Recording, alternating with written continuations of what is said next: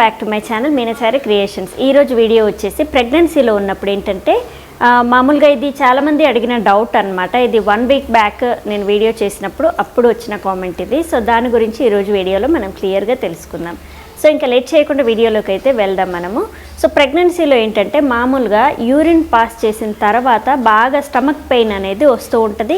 And అక్కడ మొత్తం private part అంతా కూడా కొంచెం ఇచ్చింగ్ లాగా అండ్ కొంచెం కాళ్ళు లాగినట్టుగా ఇలాంటి సిమ్టమ్ అనేది ఉంటుందన్నమాట. అండ్ దీని గురించి చాలా టెన్షన్ పడుతూ ఉంటారు. వెళ్ళి వచ్చి కాసేపు రిలాక్స్ అయ్యేసరికి మళ్ళీ యూరిన్కి వెళ్ళాల్సి వస్తూ ఉంటుంది. సో ప్రెగ్నెన్సీలో ఈ సిమ్టమ్ అంతా కామన్, కానీ మీరు వాటర్ అనేది ఎక్కువగా తీసుకోవాలి. ఎవరైతే వాటర్ తక్కువగా తీసుకుంటూ ఉంటారో వాళ్ళకి ఎక్కువగా పెయిన్ వస్తూ ఉంటుంది అనమాట. మామూలుగా అయితే కడుపు నొప్పి అనేది సహజంగా ప్రెగ్నెన్సీలో కామన్గా లైట్ పీరియడ్ పెయిన్ లాగా వస్తూ ఉంటుంది.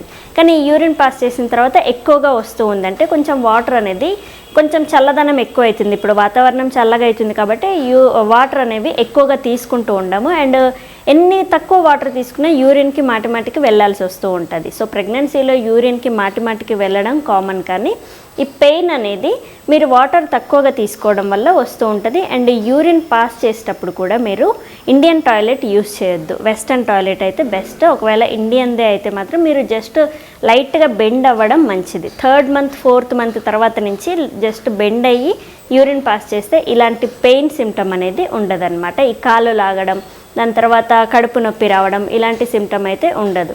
సో మ్యాక్సిమం మీరు ఇది ట్రై చేసి చూడండి. కొంచెం రిలాక్సేషన్ అయితే ఎక్కువగానే ఉంటుంది. సో మరీ ఎక్కువగా ఉంటుందంటే మాత్రం కొంచెం హాట్ వాటర్ బ్యాగ్ అనేది ఎక్కడైతే మీకు పెయిన్ వస్తుందో ఆ ఏరియాలో మీరు హాట్ వాటర్ బ్యాగ్ పెట్టుకొని కాసేపు మసాజ్ చేసుకొని రిలాక్స్ అయితే మాత్రం కొంచెం కంట్రోల్ అవుతుంది.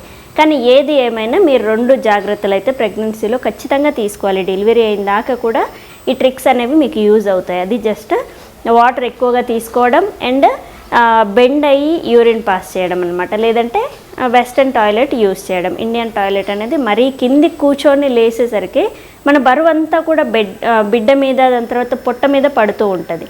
సో అందుకే ఇలాంటి జాగ్రత్త అనేది మీరు తీసుకోవాలి.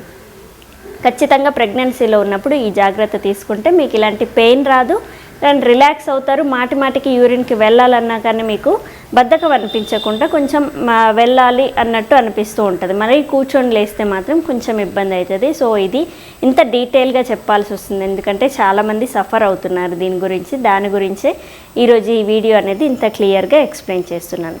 సో ఇంకా ఏమైనా డౌట్స్ ఉంటే నాకు కామెంట్ సెక్షన్లో మెన్షన్ చేయండి. ఖచ్చితంగా మీకోసం వీడియో అనేది షేర్ చేస్తాను. సో చూసారు కదా ఈరోజు video, and thank you. Please subscribe my channel Meenachari creations. Thank you.